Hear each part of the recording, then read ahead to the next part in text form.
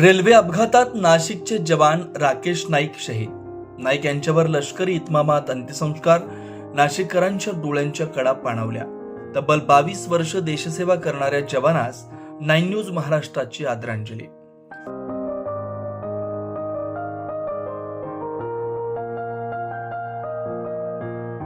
मूळ नाशिकचे रहिवासी आणि आसाममध्ये सैन्य दलात नायब सुभेदार म्हणून कर्तव्यावर असलेले राकेश दत्ता नाईक यांना आसाममध्ये वीरमरण आलं. नाईक हे 20 ऑगस्ट रोजी आसामीतून सिलिगुडी इथं कर्तव्यावर जात असताना रेल्वे प्रवासात त्यांचा तोल जाऊन खाली पडल्यानं ते शहीद झाले.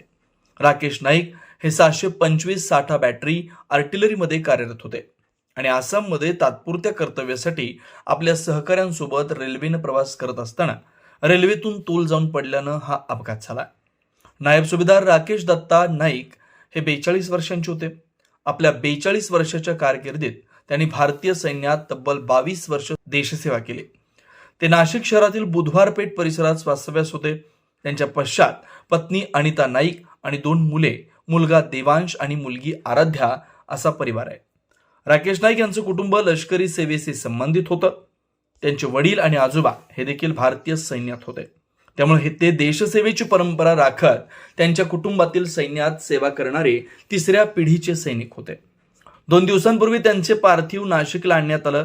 दरम्यान त्यांच्यावर लष्करी इतमामात अंत्यसंस्कार करण्यात आले. भारत माता की जय, भारत माता की जय, वंदे मातरम, वंदे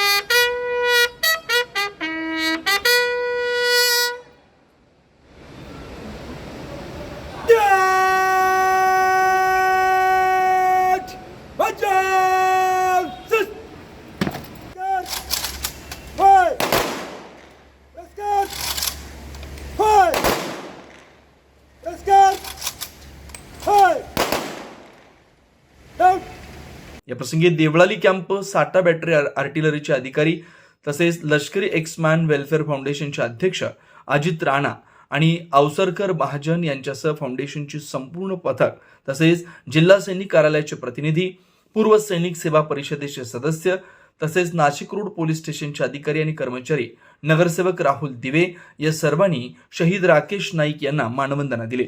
याबाबत अधिक माहिती एक्स सर्व्हिसमॅन वेलफेअर फाउंडेशनचे अध्यक्ष अजित राणा यांनी दिली आहे. नायब सुभेदार राकेश दत्ता नाइक जो 625 साटा बैटरी के थे और इनकी पोस्टिंग थी सिक्किम में. ये गुवाहाटी साइड में टेम्पर ड्यूटी आ रहे थे. ट्रेन में हादसा हो जाता है और ट्रेन से गिर करके इनकी मौत हो जाती है. आज नासिक में, नासिक जेल रोड में जो है इनका आखिरी विदाई आर्मी के रीति रिवाज के हिसाब से हुई है. और अपनी संस्था के जितने भी मेंबर हैं उनकी तरफ से मैं हाथ जोड़ करके प्रार्थना करता हूं कि इनकी आत्मा को शांति दे भगवान और जो है इनके परिवार को हौसला दे ताकि ये इस दुख से बाहर आ सकें. यावेळी समस्त नाईकवाडे, खैरे, तांबे, गीते, गाजरे, हिरवे, गायकवाड, मंडलिक परिवार तसेच नाशिक शहरातील राजकीय, सामाजिक व औद्योगिक क्षेत्रातील नागरिक उपस्थित होते. आपल्या 22 वर्षाच्या देशसेवेत त्यांनी अनेक चढउतार बघितले, मात्र आपल्या कर्तव्याशी ठाम राहत देशसेवेचा अविरत व्रत सुरूच ठेवला. सुभेदार राकेश नाईक यांच्या अकाली जाण्यानं संपूर्ण नाशिकसह जिल्हाभरातून हळहळ व्यक्त केली जाते. कर चले हम फिदा जान तन साथियों.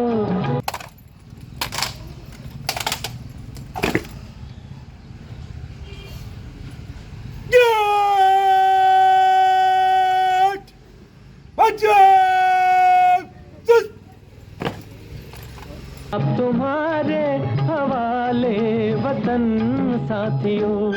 असे या वीर जवानास 9 न्यूज महाराष्ट्र वृत्तवाहिनीच्या वतीनं अखेरची आदरांजली. 9 न्यूज महाराष्ट्रासाठी प्रतिनिधी योगेश सोनवणे, नाशिक.